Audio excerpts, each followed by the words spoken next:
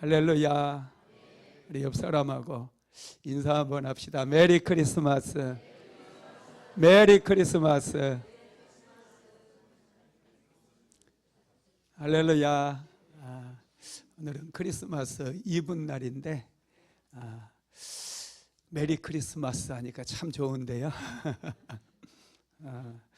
오늘도 하나님께서 큰 은혜를 우리에게 내려주실 줄로 믿습니다. 오늘은 구원의 이름 예수, 이런 제목의 말씀입니다. 예수를 믿으면 놀라운 일을 경험하게 됩니다. 하나님께서 세상을 만드셨어요. 사람도 만드셨습니다. 특별히 에덴 동산을 만드시고 사람들을 그곳에 거주하게 하시며 교제하고 하나님의 뜻을 이루어가기를 원하셨어요. 그런데 아담과 하와가 죄를 범함으로 인해서 이 세상은 저주를 받게 됩니다. 사람도 저주를 받음으로 죽음이 찾아왔고 가난과 질병과 실패로 인해서 고난을 받게 되었어요. 뿐만 아니라 피조물들까지 저주를 받음으로 세상에 많은 자연재해를 비롯한 저주와 흑암의 역사들이 일어나게 된 거예요. 요즘도 세계 도처는 화산 폭발로, 또 기근으로, 홍수로, 지진으로 많은 고난을 겪고 있는 모습을 볼 수가 있습니다. 이런 고난 가운데서 사람들이 하나님을 찾게 되고 하나님의 이름을 불러도 하나님께서 잠잠하셔요. 왜냐하면 죄가 하나님과 우리 사이를 가로막아 버려서 아무리 우리가 하나님의 이름을 불러도 하나님께로 우리의 부르짖음과 우리의 간구가 올라가지를 않습니다. 죄가 다 삼켜버려요. 다 가로막아 버려요. 또 하나님께서 우리에게 은혜를 주시고자, 우리에게 말씀을 주시고 우리에게 은혜를 주시고자 하여도 이 죄가 사람과 하나님 사이를 가로막아서 하나님의 은혜가 내려오지 못하게 막아버린다는 거예요. 그래서 하나님께서는 놀라운 계획을 세우십니다. 하나님 아들 독생자 예수 그리스도를 이 땅에 보내주셔서 십자가에 못 박혀 죽게 하심으로 죄의 문제를 해결하고 하나님과 사람 사이에 가로막혀 있었던 죄의 장벽을 부셔버리기를 원하셨던 거예요. 그래서 예수님을 이 땅에 보내신 것입니다. 그런데 사람들은 예수님을 모르다 보니 예수가 오신 사건이 어떤 사건인가를 모르다 보니 예수님께서 오신 것을 기뻐하지도 않고 영접하지도 않고 여전히 어두운 가운데, 죄악 가운데 살아가게 된 것이죠. 오히려 요즘은 산타클로스가 기쁜 소식이 되어버렸어요. 예수는 사라지고 있습니다. 그런데 여러분, 예수님께서 오실 때 하늘이 진동을 해요. 천사가 내려와서 사람들에게 이렇게 외칩니다. 한번 읽어볼까요? 누가복음 2장 10절 시작. 천사들이 이르되 무서워하지 말라.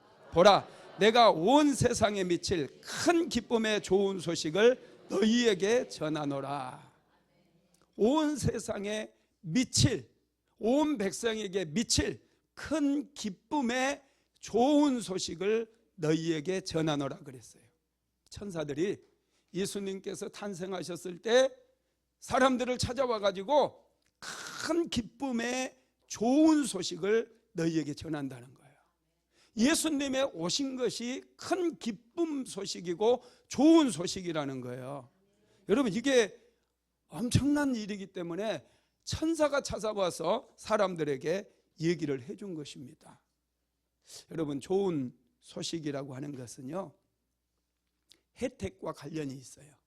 나에게 복이 되고 나에게 좋은 일이 되어지는 게 좋은 소식이에요. 여러분, 생각해 보세요. 세종대왕이 태어난 것은 우리 대한민국 사람들에게 엄청난 혜택이었어요.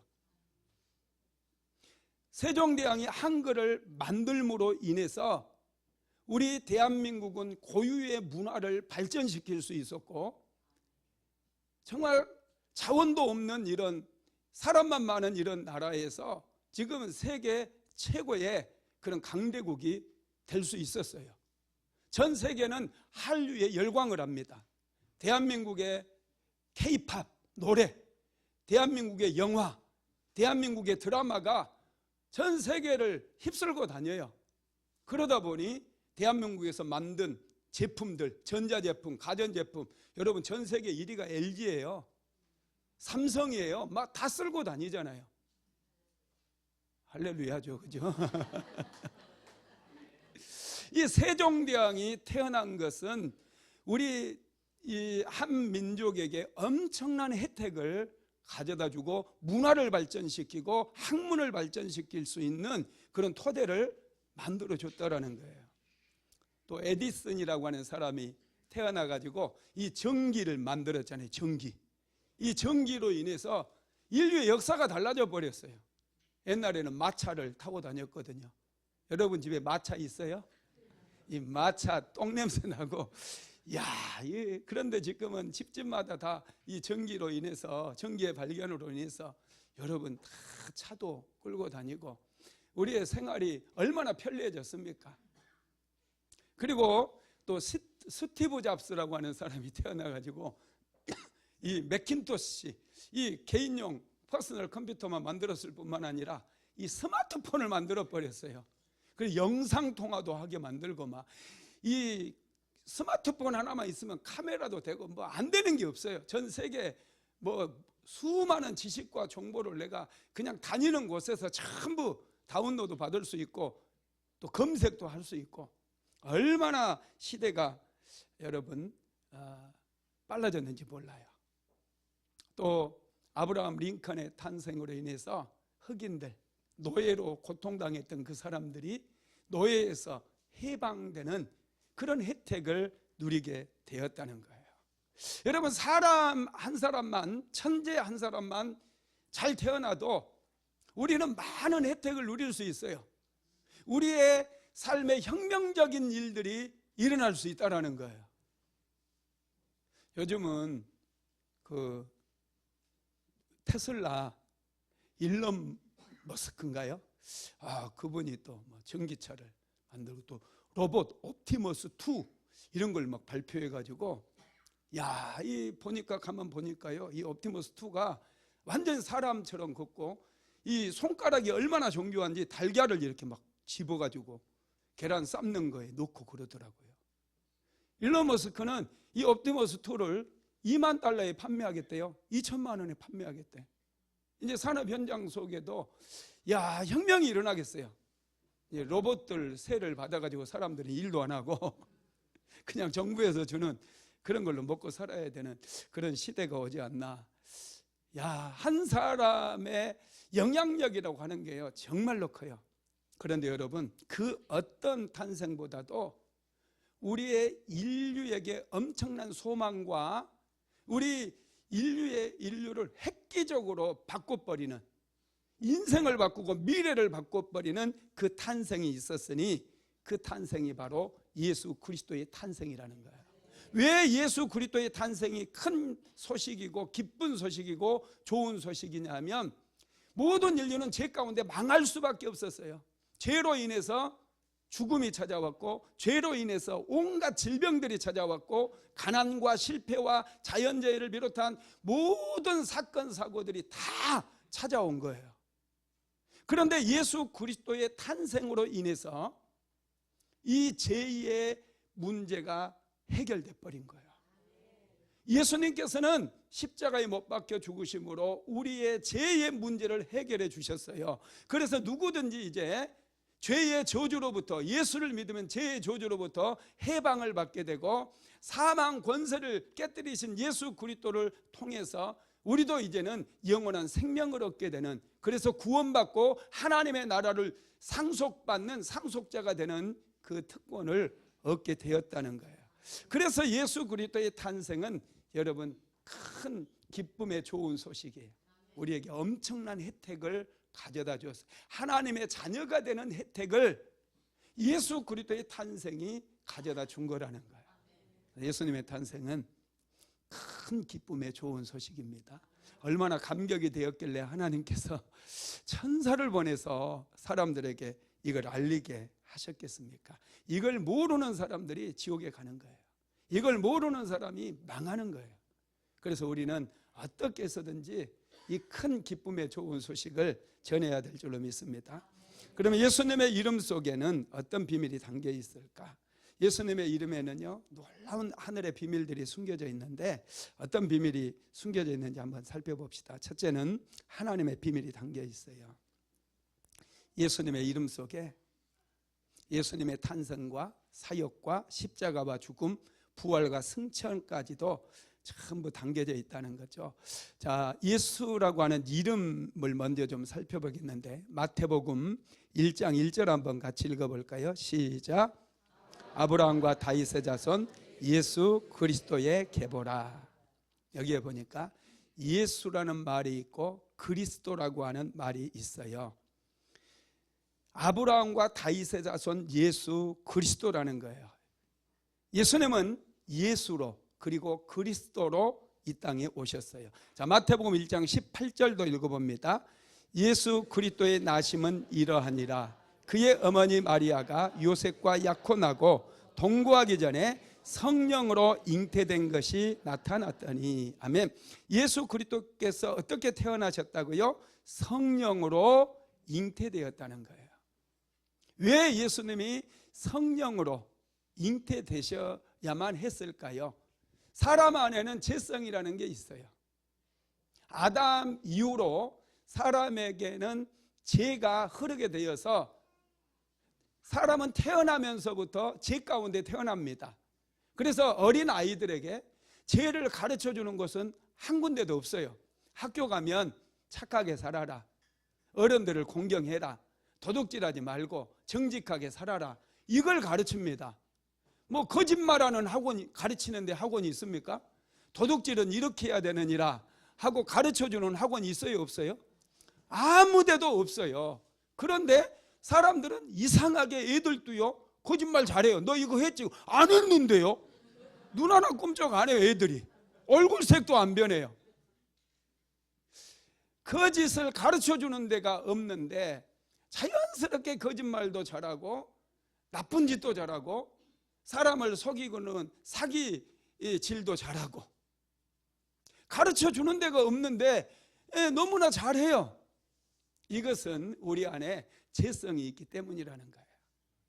이 죄성이 여러분 우리를 태어나면서부터 자리를 잡아가지고 죄를 짓게 만들어요. 그런데 예수님께서는 그래서 인간의 몸을 입고 오실 때 사람과 사람 사이의 관계를 통해서 태어난 게 아니라 죄성을 가지고 태어나지 않게 하기 위해서 하나님께서 성령으로 잉태하게 만드셨다는 거예요. 그래서 여러분 예수님은 죄가 없는 분으로 성령으로 잉태돼서 이 세상에 오심으로 예수님께서는 우리의 죄를 대신 짊어질 수가 있어요. 사람은요 내 죄로 죽는 거예요. 다른 사람의 죄를 위해서 내가 죽는 거 아니에요. 자기 죄로 죽는 거예요. 그러니 자기 죄의 문제 하나 해결하지 못해요.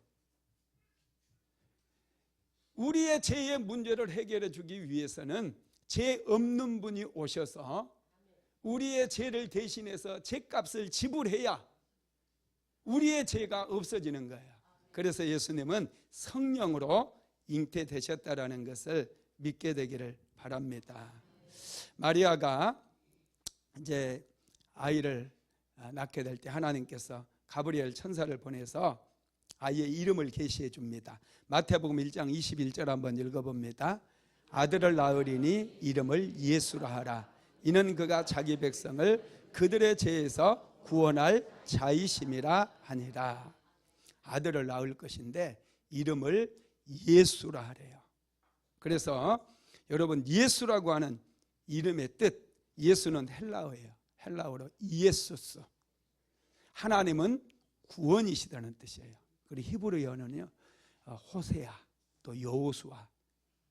여러분 하나님은 구원이시다는 그런 뜻입니다. 그리고 예수님과 함께 반드시 뒤따라 나오는 이름이 또 하나가 있는데 그게 뭐예요? 그리스도죠. 이 그리스도라고 하는 헬라어는 크리스토스인데요, 이게 뜻이 기름 부음을 받은 자라는 뜻이에요. 예수는 기름 부음을 받으신 분이라는 거예요. 특별히 하나님께서 기름을 부어서 예수님을 세상에 보내셨다는 거예요. 하나님의 성전에는 이 많은 성물들이 있어요. 그곳에 기름을 부어서 구약시대는 사용했어요. 이것은 하나님을 위해서만 사용하기 위해서 기름을 부은 거예요. 특별하게 사용하기 위해서, 하나님께만 사용하기 위해서. 그래서 사람들을 하나님께서 선택하실 때도요, 기름을 부어서 그들을 사용하시는데, 구약시대에는 어떤 사람들에게 기름을 부었어요? 첫째는 왕이죠. 왕에게 기름을 부었어요. 두 번째로는 제사장이에요. 제사장들은 기름 부어 세웠어요. 세 번째는 선지자들입니다. 선지자들에게 기름을 부어서 사용을 했어요. 그래서 구약시대에는 이 왕의 사역, 제사장의 사역, 선지자의 사역이 각각 다 구분되어 있었어요. 따로따로 하나님께서 그들을 기름 부어서 사용하셨습니다. 그런데 예수님은 이 세 가지를 다 감당하기 위해서 오셨어요. 왕의 사역, 제사장의 사역, 선지자의 사역을 다 예수님은 감당하십니다. 그래서 예수를 그리스도라고 부르는 거예요. 여러분, 구약에는 다윗과 같이 위대한 왕이 있었잖아요. 늘 다윗이 하나님께 질문하고 하나님께 기도하고 늘 하나님께 예배하고, 정말 다윗은 신실한 사람이었어요. 그런데 하나님께서는 다윗을 왕으로는 세웠지만 제사장이나 선지자로는 세우지 않았어요. 예수님만이, 유일하게 하나님께서 예수님만이 왕이요 제사장이요 선지자로 세우셨다라는 것을 믿으시기를 바랍니다. 그래서 예수를 그리스도다 이렇게 부르게 되었습니다. 예수님은 여러분 이렇게 왕이요 제사장이요 선지자로 그 직임이 이렇게, 이 직임을 다 가지고 이 땅에 오셨던 것입니다. 그러면 여러분, 예수는 어떤 모습으로 우리에게 그러면 나타나셨고 어떤 모습으로 오셨을까? 첫째는 섬기는 왕으로 오셨습니다. 예수님께서 그 베들레헴에 태어났을 때 동방에서 박사들이 별을 연구하는데 큰 별이 하늘에 탁 떠오른 거예요. 여러분, 이 동방 박사들은, 동방은 페르시아를 얘기합니다. 우리나라를 동방이라고 해요. 동방은 그때 당시 페르시아를 얘기해요. 페르시아에는 다니엘이 페르시아의 그 박사들의 어른이 되었었잖아요. 이 다니엘의 영향을 받은 사람들이 많이 있었어요. 그들은 그래서 메시아에 대한 다니엘의 어떤 가르침을 받았을 수도 있습니다. 하늘을 연구했어요. 언제 메시아가 태어날까. 그러다가 하늘에 별이 나타나니 그들이 그 별을 따라 왔는데 유대 땅까지 온 거예요. 유대 땅까지. 그래서 유대 땅에 그들은 당연히 왕이 태어난다고 한다면 궁궐에 태어날 것이라고 생각을 하고, 그 당시 유대 왕으로 있었던 헤롯을 찾아갑니다. 헤롯궁에 찾아가서 헤롯 왕에게 이 인류를 구원할 메시아, 이 왕이 태어난 징조가 보이는데 왕이 어디에서 태어나겠습니까? 이렇게 질문해요. 그러니까 헤롯 왕이 깜짝 놀래가지고 제사장과 또 서기관들을 부릅니다. 그래서 성경을 연구하던 그 제사장과 서기관들을 불러가지고 유대의 메시아가 왕이 태어난다면 어디에서 태어날까요? 이렇게 질문을 하니까 그들이 이렇게 대답을 해요. 한번 같이 읽어봅시다. 마태복음 2장 5절에서 6절 시작. 이르되 유대 베들레헴이오니 이는 선지자로 이렇게 기록된 바, 또 유대 땅 베들레헴아 너는 유대 고을 중에서 가장 작지 아니하도다. 내게서 한 다스리는 자가 나와서 내 백성 이스라엘의 목자가 되리라 하였음이니이다. 아멘. 묻자마자 곧바로 얘기해요. 여러분, 제사장이나 서기관들은 메시아가 어디에서 태어날 것을 알고 있었어요? 몰랐어요? 알고 있었어요. 베들레헴에서 태어난다라는 것을 그들은 알고 있었습니다. 왜냐하면 미가서 5장 2절에서 미가 선지자가 메시아는 베들레헴에서 탄생할 것을 예언해 놨기 때문에 그들은 너무나 잘 알고 있는 거예요. 예수님은 이렇게 유대 땅 베들레헴에서 태어나셨어요. 여러분, 예수님이 사람을 찾아오신 거예요. 여러분, 왕은 우리가 만나기가 어려워요. 대통령도 만나기가 무척 어려워요.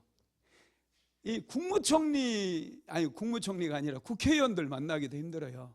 제가 국회의사당에서 군대 생활했거든요. 그러면은 국회의사당에는 의원들 사무실이 다 있어요. 그 의원들 좀 만나려겠다고 얼마나 많은 사람들이 오는지 몰라요. 그런데 의원실에 연락을 해보면 안 만나줘요. 또 국회의장 만나기 위해서 오는 사람들도 있는데 안 만나줘요. 여러분이 청와대에 지금 딱 찾아갔다고 생각해 보세요. 대통령 좀 만나려고 왔는데 이렇게 쳐다봐요. 동거 아니야? 사이코 아니야? 이렇게 생각을 해요. 대통령을 만나는 것은 너무나 어려워요. 아멘도 안 해. 여러분들 가면 뭐 쉽게 만나줄 것 같아요? 천만에 만만에 다 차단당해요. 안 만나줘요. 그런데 우리는 가끔씩 뉴스를 보면은 사람들이 막 대통령과 악수하는, 대통령을 만나고 막 대통령과 악수하는 장면들을 보잖아요. 여러분, 이런 게 있어요. 대통령이 백성을 찾아가게 되면 백성들이 대통령을 만날 수 있어요. 맞죠? 하나님도 마찬가지예요. 우리가 하나님을 만나려고 하면 이게 쉬운 게 아닙니다. 그런데 하나님께서 이 땅에 오셔서 우리를 만나주시면 우리를 만날 수 있는 거예요. 이걸 우리는 은혜라고 얘기해요. 예배를 통해서 우리는 하나님을 만날 수 있어요. 하나님께서 우리를 찾아오시기 때문에. 성탄절이 왜 큰 기쁨의 좋은 소식이냐면 하늘에 계신 하나님께서, 예수님도 하나님이셔요. 삼위일체의 하나님. 그 하나님께서 이 땅에 오셔서 죄인들의 문제를 하나하나 다 아시고 우리의 고난과 우리의 슬픔과 질병과 죽음마저도 전부 경험하시고, 여러분, 예수님께서 죄의 문제를 해결하셨다는 거예요. 대통령이 이번에 뭐 대구 무슨 시장인가요? 아니면 부산에 무슨 깡통시장이라고 그랬나요? 부산에 가면 깡통시장이라는 게 있대요. 거기 떡볶이가 그렇게 맛있답니다. 대통령도 먹고 막 또 더 먹더라고. 너무 맛있었어. 한번 가서 한번 먹어봅시다. 근데 대통령님이 이렇게 가잖아요. 그 복음만 받아가지고는 백성들의 형편이나 사정을 알 수가 없어요. 그래서 사람들이 살고 있는 깊은 곳에 장사하고 농사짓고 생산하는 현장에 한번 들여다보면서 그 사람들의 애로사항을 들어주고 그 사람들이 하는 말에 귀를 기울이다 보면은 우리 백성이 이런 아픔이 있고 이런 고난을 가지고 있구나. 그래서 새로운 정책을 만들고 또 새로운 그 미래 계획을 세울 때 그 사람들의 고충을 반영해 가지고 정책을 만들어 가거든요. 여러분, 하나님께서 우리를 위해서 직접 이 땅에 오셨다는 것은요, 이건 엄청난 사건이에요. 정말 우리의 문제가 무엇인지 우리 스스로도 잘 모르거든요. 내 문제가 뭔가 스스로도 잘 몰라요. 내가 잘난 줄 알아. 그런데 목사님들이 보면 좀 보일 때가 있어요. 할렐루야. 그래서 좀 불러가지고 상담도 해주고 축복기도도 해주고 좀 방향을 바꾸라고 그렇게 해주는 경우가 종종 있긴 하죠. 여러분, 하나님께서 이 땅에 오신 것은 우리의 가장 근본적인 문제, 정말 우리 힘으로는 도저히 해결할 수 없는 문제, 그게 죄의 문제이기 때문에 그 문제를 해결하기 위해서 친히 죽음마저도 체험하시고 질병에 걸린 사람들 다 만나주시고, 인생의 문제로 고민하는 분들 다 들어주시고, 세리를 만나고 창기를 만나고, 귀신 들린 자들, 질병으로 눈도 앞을 보지 못하는 그 소경들 다 만나시면서 이 모든 것의 근본 원인이 죄에 있구나. 그래서 이 죄의 문제를 해결하기 위해서 예수님이 십자가 못 박혀 죽으셨다는 거예요. 여러분, 예수님은 이렇게 섬기기 위해서 이 땅에 오셨다는 것을 믿으시기 바랍니다. 자, 마가복음 10장 45절 같이 읽어봅니다. 인자가 온 것은 섬김을 받으려 함이 아니라 도리어 섬기려 하고 자기 목숨을 많은 사람의 대속물로 주려 함이니라. 아멘. 섬기기 위해서는요, 다가가야 돼요. 가정에서도 자녀들을 섬기기 위해서는 자녀들에게 다가가야 돼. 왜 너는 나에게 안 오니? 이런 분들이 있어요. 남편을 잘 섬기기를 원하는 아내들은 남편에게 다가가세요. 저 인간은 그러지 마시고, 나한테 마음도 없어, 관심도 없어 이러지 말고 먼저 다가가세요. 남편도 마찬가지예요. 아내에게 먼저 다가가야 돼요. 다가가는 것이 섬김이에요. 손을 내미는 게 섬김이에요. 쟤는 왜 나만 보면 인상 쓰고 지랄해요? 안 돼요. 이러면 인상을 쓸 수밖에 없는 마음에 슬픔이 있고 고난이 있는 거잖아요. 그러면 가까이 다가가서 한번 안아주세요. 자녀들은 아무 여자나 안으면 큰일 나고 그냥 우리 권사님들, 여자 집사님들이 있으면 좀 안아주고, 힘들어하면 좀 안아주고 다가가야 돼요. 그래야 위로가 되고 힘이 생기는 거예요. 할렐루야. 두 번째로 예수는 말과 일에 능한 선지자로 오셨다고 그랬어요. 일에 능한 선지자. 구약 시대에 선지자들은 앞으로 메시아가 오게 되면, 세상에 오게 되면 이 세 가지 일은 반드시 행할 것이라고 얘기했어요.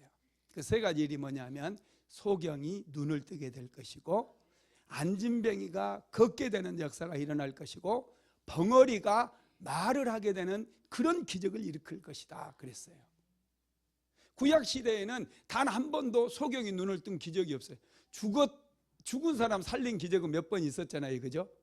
소경이 눈을 뜨는 기적은 아무도 못해. 그래서 메시아가 오면 소경의 눈을 뜨게 할 것이다.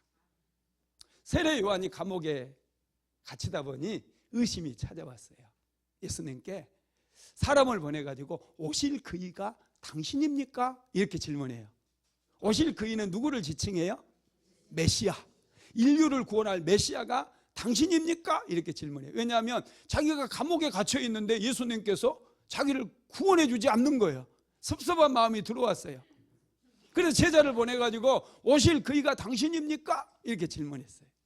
그때 예수님께서 뭐라고 말씀하시느냐 한번 읽어봅시다. 마태복음 11장 2절로 5절 시작. 요한이 오게서 그리스도께서 하신 일을 듣고 제자들을 보내어 예수께 여짜오되 오실 그이가 당신이 오니까 우리가 다른 일을 기다려오리이까? 예수께서 대답하여 이르시되 너희가 가서 듣고 보는 것을 요한에게 알리되 맹인이 보며 못 걷는 사람이 걸으며 납병한 자가 깨끗함을 받으며 못 듣는 자가 들으며 죽은 자가 살아나며 가난한 자에게 복음이 전파된다 하라. 아멘. 먼저 예수님께서 소경이 눈을 뜨고 있다. 안진뱅이가 막 걷고 있다. 이 벙어리가 말을 하고 있다. 이걸 얘기하면서 덧붙여서 이제 죽은 자도 살아나고 또 가난한 자가 부욕게 되는 그런 일이 일어나고 있다. 이렇게 얘기하라는 거예요. 이것만 얘기해도 세례 요한은 예수가 메시아라는 사실을 알게 된다는 거예요. 예수님은 내가 메시아다 이렇게 얘기 안 해요. 할렐루야. 세 번째로 예수님이 희생제물로 이 땅에 오셨습니다. 하나님은 공의의 하나님이셔요. 사랑의 하나님이기도 하지만 공의의 하나님이셔요. 자신이 법을 만들면 그 법을 반드시 지키시는 분이라는 거예요. 율법을 하나님께서 이스라엘 백성들에게 주셨어요. 죄를 범하면 반드시 죽는다는 법도 하나님께서 정하신 거예요. 사람은 죄에 넘어져 버렸어요. 그래서 영원한 지옥에 떨어질 수밖에 없어요. 그런데 하나님께서는 사람을 긍휼히 여기셨어요.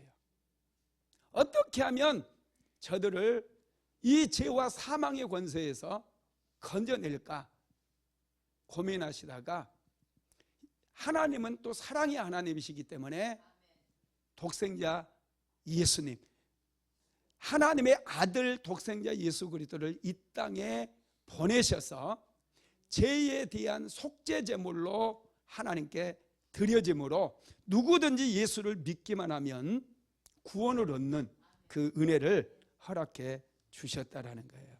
그래서 여러분, 예수님을 믿으면 구원을 얻습니다. 예수님께서 피를 흘리셨잖아요. 죄의 삭은 사망인데 그게 여러분 피예요. 피. 죄는 피를 요구해요.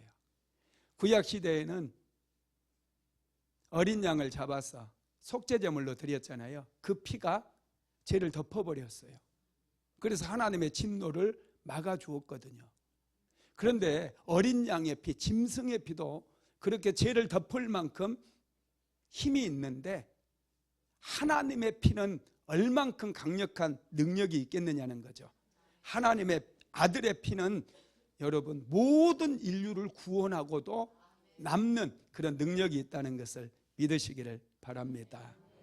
그래서 여러분, 다른 종교와 기독교의 차이가 뭐냐면, 다른 종교는 우리에게 조언해요. 그렇게 살지 말고 이렇게 살아라, 착하게 살아라. 그런데 기독교는 그렇게 얘기하잖아요. 하나님께서 다 이루셨다 그래요. 그러니 나를 믿어라. 믿기만 하면 구원받고, 믿기만 하면 축복받고, 믿기만 하면 하나님의 자녀가 된다는 거예요. 여러분, 구원은 우리의 행위로 받는 게 아니에요. 하나님께서 다 이루셨어요. 예수님께서 십자가 위에서 마지막으로 하셨던 말씀이 다 이루었도다 하고 운명하신 거예요. 믿으시기 바랍니다. 그래서 믿음이 중요해요. 예수를 믿어야 구원받고, 예수 믿어야 죄와 사망의 권세에서 해방된다라는 거예요. 내가 착하게 살아서 구원받는다고요? 아이고, 착하게 지가 살면 얼마나 살겠어요? 얼마나 착하게 살고 있어요? 여러분, 목사도 전도사도 장로도 교회 중직자들도 착하게 살면 얼마나 착하게 살까요? 생각하는 것을 누르고 절제해서 그렇지 속을 들여다보면 시커매요. 제 속도 시커멓습니다. 사람을 믿지 마세요. 여러분, 우리는 그러나 예수님께서 다 이루신 것을 믿는 거예요. 그래서 그 공로로 인해서 우리가 구원을 받게 됐다는 것을 믿으시기를 바랍니다. 그래서 이 가브리엘 천사가 찾아와서 했던 말을 우리는 꼭 기억해야 돼요. 자, 누가복음 2장 10절 시작. 천사가 이르되 무서워하지 말라. 보라, 내가 온 백성에게 미칠 큰 기쁨의 좋은 소식을 너희에게 전하노라. 그래서 예수님의 탄생이 큰 기쁨의 소식이고 좋은 소식이에요. 믿기만 하면 구원받으니까. 이게 너무 쉬우니까 잘 안 믿으려고 그래. 너무 쉬우니까. 근데 믿음이 쉬운 건 아닙니다. 믿으려고 해도 안 믿어져서 이게 문제야. 보세요, 음악이 울리잖아요. 자, 두 번째로 예수 그리스도의 이름의 비밀에는 하나님께서 우리와 함께 하시는 하나님이라고 하는 비밀이 숨겨져 있어요. 마태복음 1장 23절 같이 읽어봅시다. 보라, 처녀가 잉태하여 아들을 낳을 것이요 그의 이름을 임마누엘이라 하리라 하셨으니 이를 번역한즉 하나님이 우리와 함께 계시다 함이라. 임마누엘이라고 하는 뜻은요, 하나님이 우리와 함께 하신다. 죄로 인해서 하나님과 우리가 단절되었는데 이제 예수 그리스도께서 십자가에 못 박혀 죽으심으로 죄로부터 우리를 해방하시니 하나님께서 친히 우리 가운데 오실 수 있고 우리와 함께 하실 수가 있게 되었다는, 이게 축복이에요. 자, 임마누엘이라고 하는 단어는 이사야서 7장에도 나오는데요. 이사야서 7장 14절 한번 읽어봅시다. 시작. 그러므로 주께서 친히 징조를 너희에게 주실 것이라. 보라, 처녀가 잉태하여 아들을 낳을 것이요 그의 이름을 임마누엘이라 하리라. 아멘. 여자가 잉태하여 아들을 낳을 것이다 그랬어요. 이게 뭐냐면 여자의 후손으로 오실 거다는 거예요. 창세기 3장에 가면은 아담과 하와가 마귀의 유혹에 넘어가 죄를 범한 그런 사건이 나와요. 그때 예수님께서 여자의 후손에 대한 약속을 주십니다. 한번 읽어볼까요? 창세기 3장 15절 시작.